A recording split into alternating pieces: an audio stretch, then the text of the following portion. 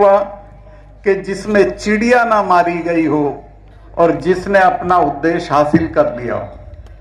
मैं जब देखता था अपने लोगों की दुर्गति, उनकी परेशानी, तीनों मौसमों में, गर्मी में, सर्दी में, बारिश में, किस तरह सड़क पे पड़े हुए थे। बड़े बड़े चौधरी जिनकी 40-40 गांव में बात चलती है, वो दिल्ली की सड़कों पे पड़े थे और वहां से 10 किलोमीटर पे प्रधानमंत्री रहता है। उसने जाके उनकी कोई बात नहीं पूछी, जानकारी नहीं करी। कुतिया भी मरती है तो दिल्ली से चिट्ठी जाती है उसके लिए। हमारे 700 लोग मर गए, कोई किसी तरह का संवेदना का खत नहीं गया। जब मैं इस बात से बहुत दुखी हुआ तो मैंने तय कर लिया कि मैं गवर्नरशिप छोड़ दूंगा और मैं इनके साथ लड़ाई में शरीक होऊंगा। मैं ये बात बताने के लिए, मैं नाम नहीं बताऊंगा, मेरे एक दोस्त हैं जो मिनिस्टर हैं इसी सरकार में, उनके पास गया कि साहब मैं तो छोड़ रहा हूं। उसने कहा बेवकूफ़ी मत करना, इनके लिए बोल, इनके लिए लड़, इनके धरने पे बैठ, लेकिन छोड़ना तब जब तुम्हें ये कहें दिल्ली वाले कि छोड़ दो, उससे पहले मत छोड़ना। ठीक है। तो मैं प्रधानमंत्री से मिलने गया और मैंने उनसे कहा कि साहब पता नहीं आपको शर्म आती कि नहीं, मुझे तो बहुत शर्म आती है कि हम पदों पे बैठे हैं और हमारे पुरखे वहां बैठे हैं और उनके साथ क्या क्या हो रहा है। और मैं कहा उन्हें तुम किसान मत समझो, वो अपनी अपनी जगह के चौधरी हैं, लोग उनका सम्मान करते हैं, लोग 10-10, 20-20 गांव में उनकी पहचान है। तो आप उनसे बात करके इस मामले को निपटाएं, चूंकि वो न्याय की तरफ हैं, हम लोग न्याय की तरफ नहीं हैं। तो खैर मैं नहीं बताऊंगा प्रधानमंत्री ने क्या कहा, लेकिन मुझे बहुत तकलीफ हुई और मैंने तय किया कि इस लड़ाई में अब मैं आखिर तक बोलूंगा। मुझे कई दोस्तों ने सलाह दी कि अगर तुम चुप रहोगे तो राष्ट्रपति बन जाओगे, चुप रहोगे तो उपराष्ट्रपति बन जाओगे। मैंने कहा मैं इन पदों पे लात मारता हूं। राष्ट्रपति मेरे बड़े सम्मानित हैं, अभी रिटायर होंगे 4 महीने बाद, कुतिया भी रास्ता नहीं छोड़ेगी। कुछ नहीं होते ये पद, इन पदों का कोई मतलब नहीं है अगर आप अपने सवालों के लिए लड़ते नहीं हो। चौधरी चरण सिंह जी के साथ मैंने काम किया। वो ये कहते थे कि बेटा तुम्हारे वर्गों के सवाल पे जब कोई बात आए तो कुछ भी छोड़ देना, लेकिन समझौता मत करना। तो मैंने भी तय किया कि नहीं, इस पे मुझे बोलना है और मैं बराबर बोला।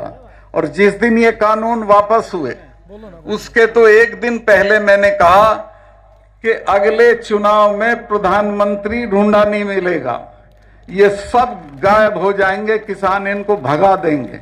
खैर वो अगले दिन ही उन्होंने उनकी अक्ल में आई या किसी ने सलाह दी, उन्होंने एक आधा अधूरा सा समझौता कि मैं इनको वापस लेता हूं। हालांकि हमारे अभी भी सवाल वहीं के वहीं हैं और ये आज के सवाल नहीं हैं।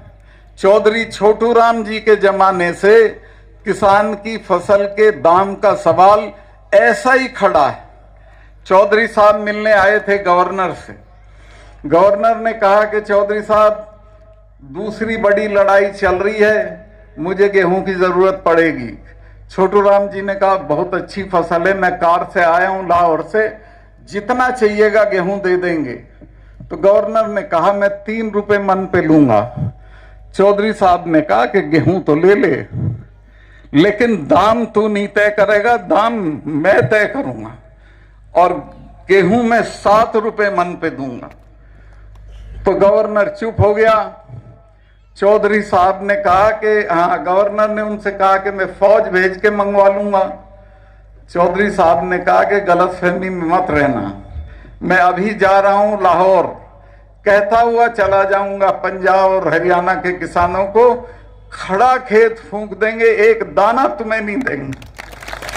खैर गवर्नर डरे और उन्होंने उनके जो चीफ मिनिस्टर थे सर सिकंदर हयात खान, उनको बुलाया और उनको कहा कि भाई तुम्हारा तो मिनिस्टर बड़ा अनाड़ी है, वो तो ऐसे ऐसे कह गया।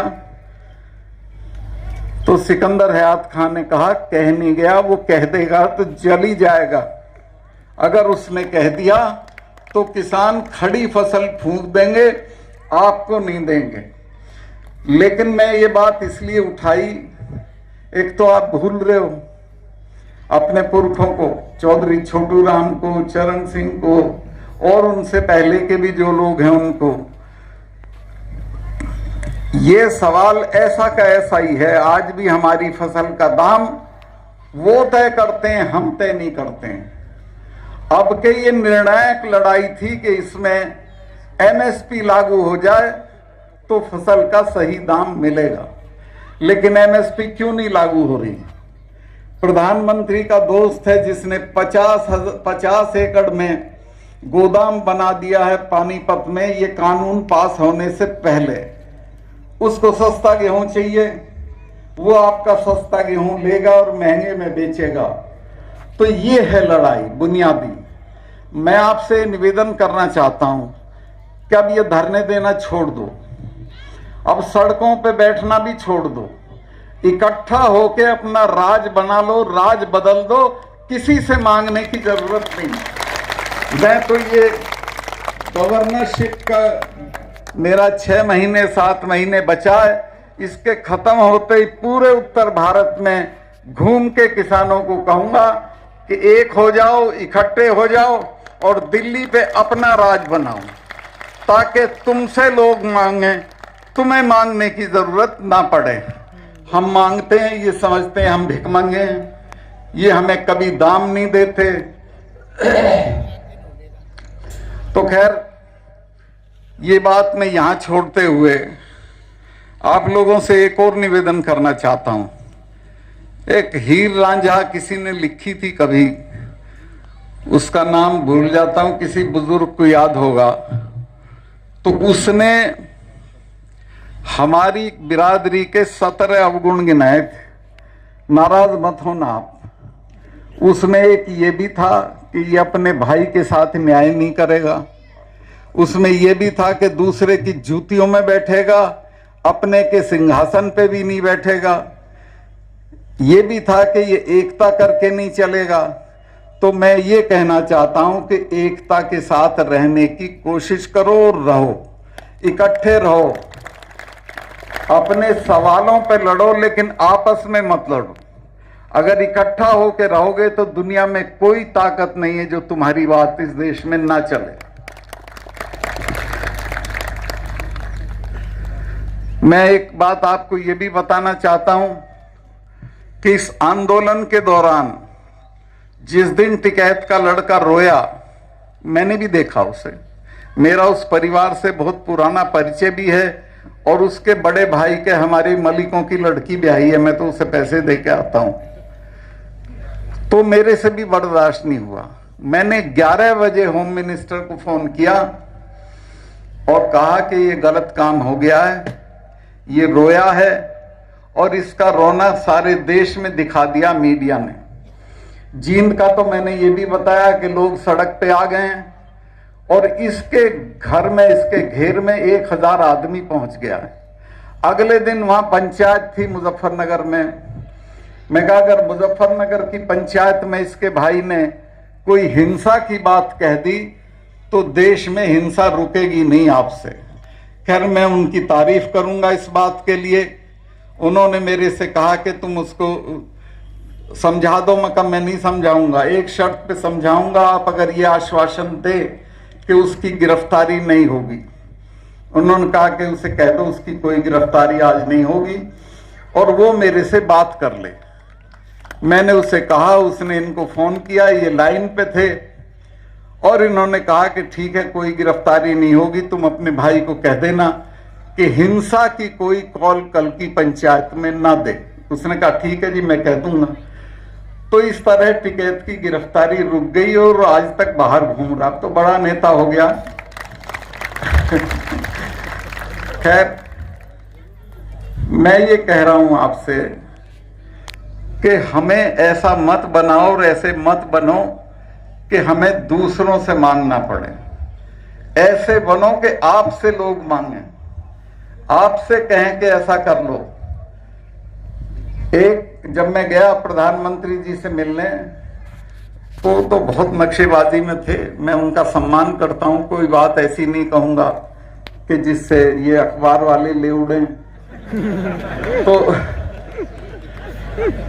मैंने उन्हें कहा कि आप गलत फहमी में मत रहना, ये जो सिख हैं ये उठने वाले नहीं है, पहले आप जाओगे बाद में जाएंगे। ये वो हैं जिनके गुरु ने अपने लड़कों के सर कटवा दिए थे 4-4 के, और समझौता नहीं किया था। और ये हमारे वाले हैं, ये तो हटते ही नहीं है किसी से, और ये दोनों अब एक हो गए हैं।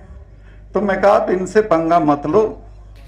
और सिखों के बारे में मैंने उन्हें यह भी बताया कि जब मिसेस गांधी ने अकाल तख्त तोड़ा तो उसके बाद उन्होंने अपने फार्म हाउस पे 1 महीने तक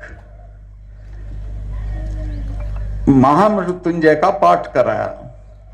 अरुण नेहरू उनके भतीजे थे, मेरे दोस्त थे। उन्होंने मुझे बताया कि मैंने कहा कि फूफी आप तो इन चीजों पे यकीन नहीं करती थी। तो उसने कहा भैया तू जानता नहीं है इनको, ये मुझे मारेंगे, बिल्कुल नहीं छोड़ेंगे। इन्होंने कोई नहीं छोड़ा आज तक जिसने अकाल तख्त पे हाथ उठाया। और वही हुआ, मिसेस गांधी भी गई, जनरल वैद्य पूना में गया, डायर दिल्ली में गया। तो मैंने कहा साहब किसी से पंगा लेने से पहले उस बिरादरी का मिजाज समझ लेना चाहिए। ये सिखों का और जाटों का मिजाज समझ के तब इनसे आप पंगा लें, वरना मेरी राय ये है कि कुछ ले दे के इनको निपटा दो। बोले क्या हो? मैं कहा 2 काम मत करना, एक तो इन पे लाठीचार्ज मत करना, दूसरे इनको खाली हाथ मत भेजना। फिर जब वो लाल किला हुआ तो एक किसान यूनियन के नेता भी डर गए कि पता नहीं क्या बड़ा अपराध हो गया है।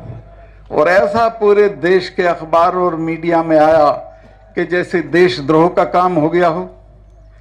कहां झंडा फहरा दिया था भाई? वहां तो नहीं फहराया था जहां प्रधानमंत्री फहराता है। एक खंबा खड़ा था, उस पे एक लड़के ने झंडा चढ़ा दिया। मैं एक बात पूछना चाहता हूं, मैं अगर किसान आंदोलन का नेता होता तो मैं यही बात कहता कि ये बताओ इस लाल किले पे किसका हक सबसे ज्यादा है?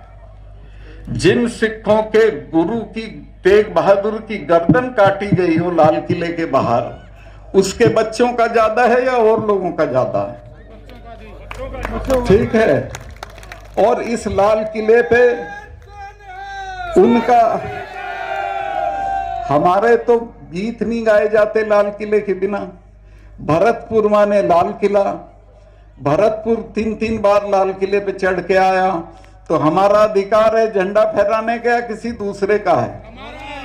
और एक जानकारी आपको और दे देता हूं, और वो ये है कि हमारे गीतों में, हमारी कहानियों में, हमारे किस्सों में लाल किला ही लाल किला रहता है जब से हमने होश संभाला है।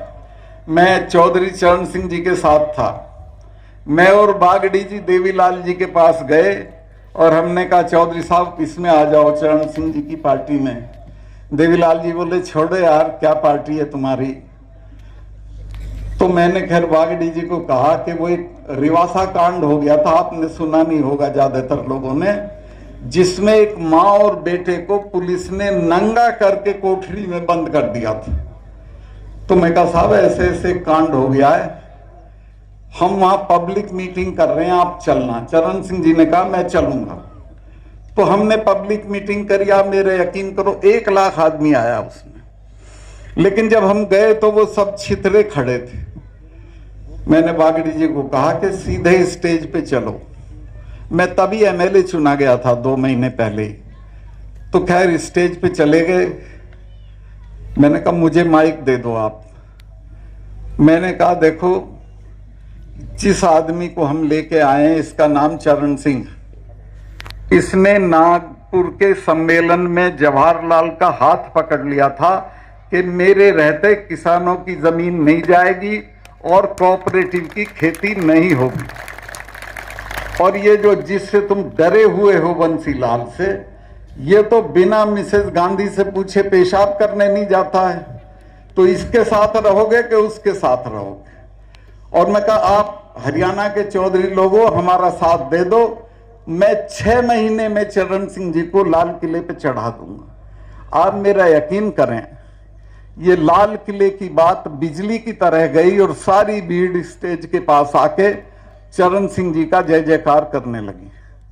मुझे चरण सिंह जी ने कहा बेटा कुछ मत कर, 5 ऐसे जल्द से हरियाणा में कर दे और ये लाल किले का सपना दिखा दे, ये सब खड़े हो जाएंगे। और वही हुआ, पूरे देश की जट्टात खड़ी हो गई और चरण सिंह जी 6 महीने तो नहीं पर 10 महीने में लाल किले पे चढ़ गए। तो मैंने कहा कि भाई लाल किले पे हमारा हक है, हमको दोषी मत बनाओ, हमारे लड़कों को देशद्रोही मत कहो, इन पे मुकदमे मत करो। चले गए, चढ़ा दिया। और वो भी कोई पार्टी का झंडा नहीं था, निशान साहब था जिसके लिए हजारों सिखों ने कुर्बानी दी हुई थी। खैर इस बात को मैं यहीं रोकता हूं। अब मैं वापस इस बात पे आना चाहता हूं कि अगर आप इकट्ठा नहीं रहोगे, अपने सवालों को नहीं समझोगे, तो यही होगा। इकट्ठा रहो, अपने सवालों को समझो और उन पे लड़ने की आदत डालो। और बड़ी बात तो यह है कि 2 साल बाद चुनाव है, इकट्ठा होकर अगर वोट कर दोगे तो ये सब दिल्ली से भाग जाएंगे, किसानों का राज होगा, किसी से कुछ मांगने की जरूरत नहीं होगी। अभी यूपी में जो इलेक्शन हुआ उसका नतीजा नहीं आया है, पर मैं पश्चिमी यूपी का बता रहा हूं, जहां मैं घूमा हूं इस सवाल को लेके। किसी गांव में कोई मिनिस्टर घुस नहीं पाया। लोगों ने कहा कि हमारे यहीं माताजी हो, हम जब धरने पे बैठे थे तब कहां थे तुम? स्मृति ईरानी को तो कई किलोमीटर दौड़ाया उसकी गाड़ी। तो मैं ये निवेदन करना चाहता हूं कि राज बदलो, अपना राज बनाओ, इकट्ठा रहो। लोग तुमसे भीख मांगेंगे, तुम्हें भीख मांगने की कोई जरूरत नहीं है।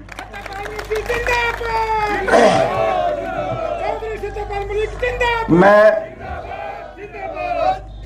बहुत लंबा, हालांकि मुझे बहुत लोगों ने बड़े बड़े लालच दिए, बड़ा समझाया कि उपराष्ट्रपति हो जाओगे, राष्ट्रपति हो जाओगे। मैं कहा छोड़ो यार, कुछ नहीं होता उसमें।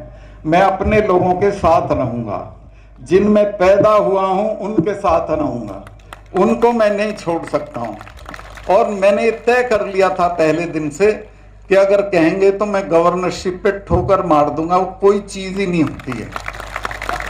तो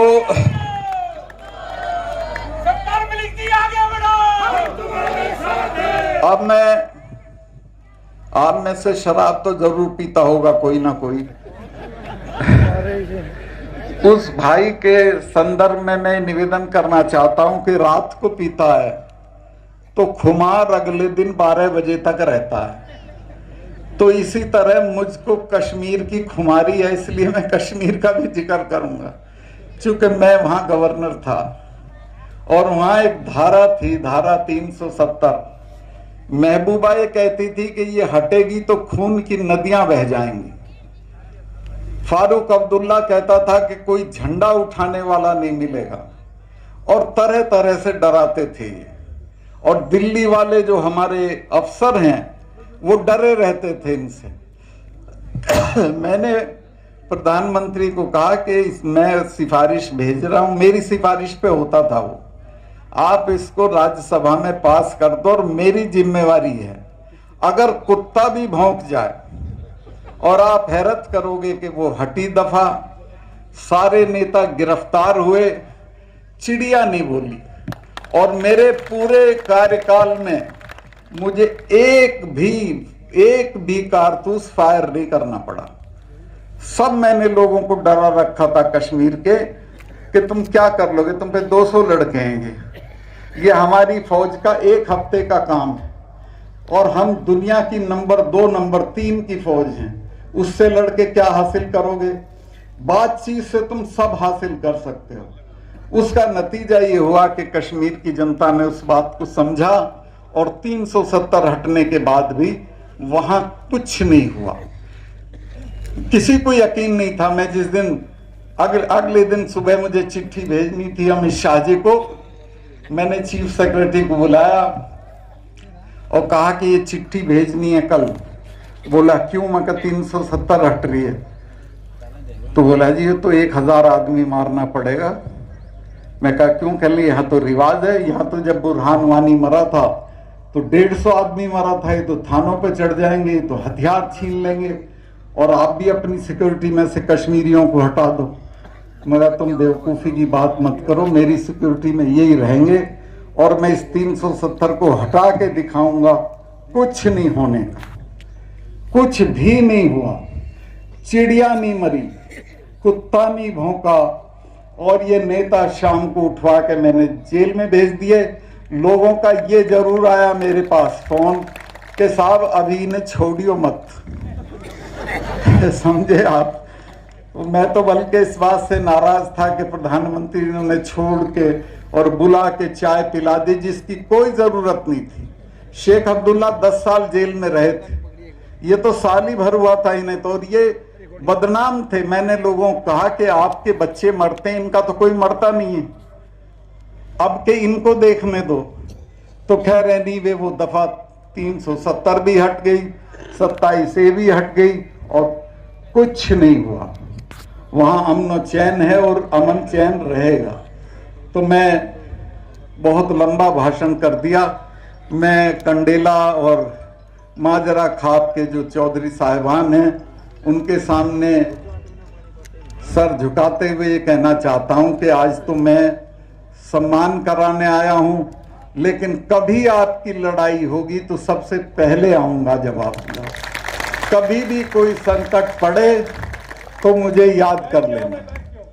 आज मुझे इस बात का अफसोस है कि मैं चबूतरे पे नहीं जा पा रहा हूं, लेकिन फिर किसी वक्त जब वो चबूतरे का काम निबट जाएगा वहां भी जाऊंगा। और ये जो हमारी खापें हैं इनको बड़ा बदनाम करते हैं अखबार के लोग, ये हमारी ताकत है। औरंगजेब से लेके बहादुर शाह जफर तक सबकी चिट्ठियां मौजूद हैं हमारी। दादाजी कौन सी है वो? हाँ, सोरम खाप मुजफ्फरनगर में। सब ने हमें आज़ादी दे रखी थी कि अपने फैसले ये खुद करेंगे। और हमारा जो मलिकों वाला टाइटल है ये बादशाह ने दिया था इसलिए कि ये अपना जो फैसले हैं वो अदालत में नहीं खुद करेंगे और वो फैसला माना जाएगा। तो ये खाप हैं, इनकी ताकत बढ़ाओ, इनके चौधरियों का सम्मान करो और आपस में इकट्ठा रहो। ये जो छोटी मोटी चीज़ों पे अलग अलग हुक्का लेके बैठना ये अच्छा काम नहीं है। कोई भी हो, मैं सबको कह रहा हूँ, ना तो हम पे महल हैं, ना हम पे राजस्थान वालों की तरह हवेलियां हैं कि उनकी मरम्मत करके होटल खोल देंगे। हम पे तो कुछ है ही नहीं, छोटी छोटी जमीनें। और इसको भी आप लड़के खोलोगे तो कहीं नहीं पहुंचोगे। मैं एक बात और निवेदन करना चाहता हूं कि जो बच्चियां हैं जिन्हें तुम पैदा भी नहीं होने देना चाहते, इनको पैदा भी होने दो और इनको कॉलेजों में भेजो। मैं गवर्नर था बिहार में, फिर था उड़ीसा में, फिर था कश्मीर में, सब जगह मैं कन्वोकेशन पे बुलाया जाता था। और आपको ये जान के हैरत होगी कि अगर 22 गोल्ड मेडल होते थे तो 18 लड़कियों के होते थे, 4 लड़कों के होते थे। ये जहां भी जाती हैं, चाहे वो खेल कूद हो। मैंने तो कहा लड़कों से, मैं कहा यार संभल जाओ, तुम पे तो रोटी भी पानी नहीं आती, तुम कैसे करोगे? कुश्ती का मेडल ये लेंगी, कबड्डी का ये लेंगी, मुक्केबाजी का ये लेंगी, तुम क्या करोगे? तो ये अगर इनको पढ़ाओगे तो बहुत दूर तक जाएंगी। ये इनकी शिक्षा करो, अच्छी जगहों पे भेजो और शादी होती रहेगी, पहले इनकी पढ़ाई पूरी कराओ। ये पढ़ के अफसर बनेंगी, तुम्हारा नाम ऊंचा करेंगी। इसके अलावा जो आपके लड़के हैं, एक तो मुझे बहुत तकलीफ होती है, पता नहीं आपके यहाँ क्या है, हमारे यहाँ तो वो 40 गांव की चिट्ठी फाड़ देते हैं जब बुढ़ा मरता है। मैंने कहा भाई क्या कर रहे हो, ये 40 गांव के लोगों को खाना खिलवा के सूरजमल हो जाएगा क्या? कर्जे में लदे हुए हैं, लेकिन चिट्ठी 40 गांव की फाड़ते हैं। ये रिवाज बंद करो, दहेज बंद करो, अपने बच्चों को बढ़िया से बढ़िया जगह पे पढ़ाओ, और खास तौर से लड़कियों, ये बहुत दूर तक जाएंगी और आपका नाम ऊंचा करेंगी। अभी तो मैं देखता हूं खेलों में भी, कल मैं देख रहा था, कल हमारी लड़कियां हॉकी में खेल रही थी स्पेन के मुकाबले, सारी गरीब घरों की बच्चियां थी, सारी ट्राइबल इलाकों की बच्चियां थी, और मेरा सीना गर्व से फूल गया जब वो फटाफट गोल कर रही थी। ये लड़के तो हमारे ऐसे ही हैं फिसड्डी पर फिर भी मुझे अफसोस होता है कि इन्हें तो ये तो दारू पकड़ लेते हैं बहुत जल्दी और बर्बाद हो जाते हैं, लेकिन ये बच्चियां दूर तक जाएंगी, इनको आप पढ़ाओ, अच्छी जगहों पे पढ़ाओ। ये 40 गांव की चिट्ठी फाड़ना बंद करो, दहेज बंद करो, आपस में झगड़े बंद करो, आपस का जो किसी भी तरह का विवाद है उसे पंचायतों में खाप में निपटाओ, और इकट्ठा होके रहो तो तुम्हें कोई नहीं हरा सकता। आपने देख लिया इस किसान आंदोलन में, देख लिया सिर्फ एकता की वजह से तुम्हारा कुछ नहीं बिगड़ा। और बड़ी चीज ये हुई कि इससे पहले ना सिखों को ये पता था कि हम उनके हैं, ना हमें ये पता था कि ये हमारे हैं। अब तो हम 1 और 1 11 हो गए, हमारा कोई कुछ नहीं बिगाड़ सकता। आप सिर्फ इकट्ठा रहो और अपने बच्चों को तालीम दो, दुर्व्यसन से बचो और आगे बढ़ो। बहुत लंबा भाषण मैंने कर दिया, मेरी समझ में भी नहीं आ रहा था क्या बोलना है, चूंकि पंचायत और खाप के लायक मेरे पास भाषण भी नहीं था। खैर मैंने अपना काम चला लिया है, कोई गलती हुई हो माफ करना। मैं आप लोगों से ये जरूर कह के जा रहा हूँ, ये आश्वस्त करके जाता हूँ कि इन खापों का जो खाप यहाँ आई 100 की 100, कभी इन पे कोई संकट पड़े तो मुझे याद कर लेना, मैं आपके लिए हाजिर हो जाऊंगा। बहुत बहुत धन्यवाद। राम राम साहब।